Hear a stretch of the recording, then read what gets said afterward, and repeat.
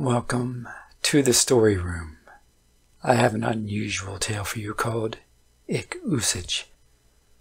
The Highlands of Scotland continue to be a source of fascination for those who are not used to such remote areas, with the fanciful imagery of old still being widely believed, even if they no longer hold truth.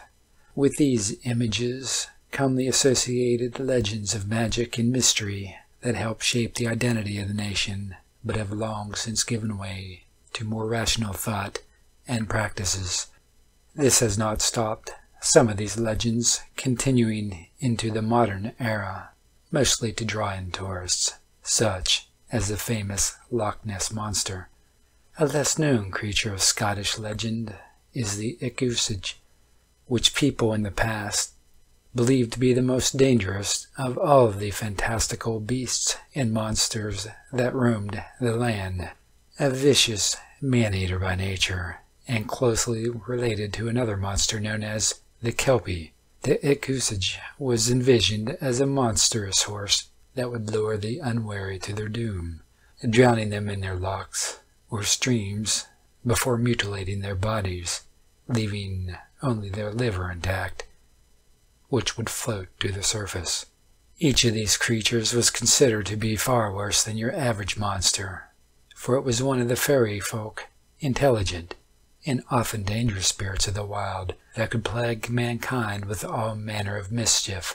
The Uisage manifested its supernatural powers via shape-shifting, or making its skin akin to glue, trapping a victim who dared to ride upon it, and leading them to their death. Like all fairy folk, it was considered midway between a pagan being of nature and a spirit of the dead. With the advent of Christianity, many superstitions were formed on how to deal with the Uisage, and its already horrific nature was further demonized, as the church began to turn people against the fairy folk, denouncing them not just as spirits of the dead, but rather as servants of Satan himself. In the 21st century, the belief in the Uisage died with the coming of science, and even in the remote regions of Scotland, the coming of technology and reason saw the tales of the Uisage resigned to fairy tales and tourist attractions. That brings us to the tale of Edward, a 27-year-old man who had a keen interest in folklore from around the world. Considered eccentric by his friends and family alike, he often spent a great deal of time and effort exploring remote areas of the world in search of cryptids and other impossible beasts. In 5 years of searching, however, Edward had never truly experienced anything he could consider paranormal. Thus, as he set off into the Scottish Highlands in search of the mythical water horse, he wasn't expecting much, though he still held on to a small hope that someday he would witness something truly remarkable. Armed with little more than a camera, a map, and a hired van, Edward drove past scenery that could rival any fantasy book in its beauty and isolation, although roads showed that humans were making their mark even in the Highlands, and the land itself was still very much wild and untamed. Edward didn't take long to find a stretch of water he had been told about by a local in town. He stopped by in his travels, although he was fairly certain that the man was either drunk or slightly mocking. He decided that it was the best lead he had. His attempts to get answers from the others met with either strange looks or questioning of his sanity. Even here, people had long stopped believing in fairy tales. Unable to take his van across the wilderness, he pulled over to the side of the road and headed to the stretch of water, noticing how mist had already begun to form. This was not an unusual occurrence in the Highlands, however, and he didn't give it much thought as he continued on his way.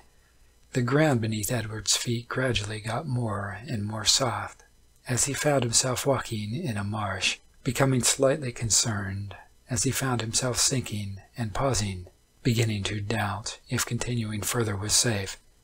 Yet the stretch of water seemed so very close, and Edward decided to cautiously continue onward. By the time Edward had arrived at the edge of the water, the ground was so soft he had to move slowly and steady to avoid getting stuck. The mist was now thick and cold, to the point Edward realized he could no longer see the van or the road.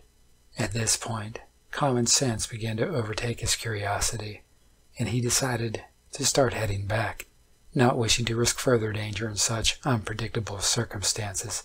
Yet as Edward turned to go, he found himself staring at a vision that made his heart race and eyes widen in shock, his skin turning pale as chalk as he struggled to keep himself from crying out in a sheer panic. A tall figure stood a few feet from him in the mist, bipedal but far from human, arms long enough to scrape against the ground, and a horrific head resembling a rotting horse, with a flowing wet mane covered in seaweed. The stench of rancid meat and foul water assaulted Edward as the creature stood in silence, the mist doing little to hide the gaping wounds that formed in its skeletal chest, revealing a malformed yet fully beating heart and what appeared to be small crabs and shellfish moving around inside wounds that had long been drained of blood, like a withered corpse that had been left at sea. Edward trembled as the figure finally began to move, revealing large cloven hooves that sunk deep into the marsh as the creature headed slowly towards him, its head bobbing up and down as if unable to fully support itself, steaming breath emerging from a wicked mouth that spread to reveal misshapen teeth so rotten that many had already begun to splinter and crack. A long tongue as black as tar rolled out as if tasting the air. It was at this point Edward realized a disturbing truth. The creature was blind, its eyes milky white as it paused every now and then to taste the air, large torn ears swiveling atop its head as it dragged its arms behind it with every heavy step it took. Unable to take it any longer, Edward tried to run, but found himself slipping in the marsh.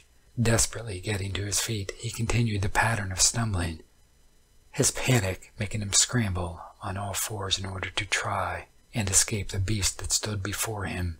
Yet, as he struggled, he found the mist closing in and his eyes closed, feeling as if his sanity was breaking as he tried to convince himself it was all a nightmare, even as the smell of death grew closer.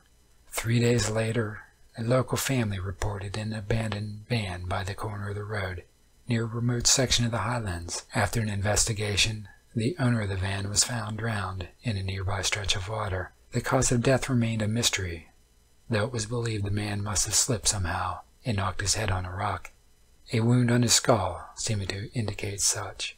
With no signs of foul play, the death was considered a tragic accident, and authorities closed off the area, though no one would ever know the truth about the late Edward, who learned too late that there are still some things that should be left alone.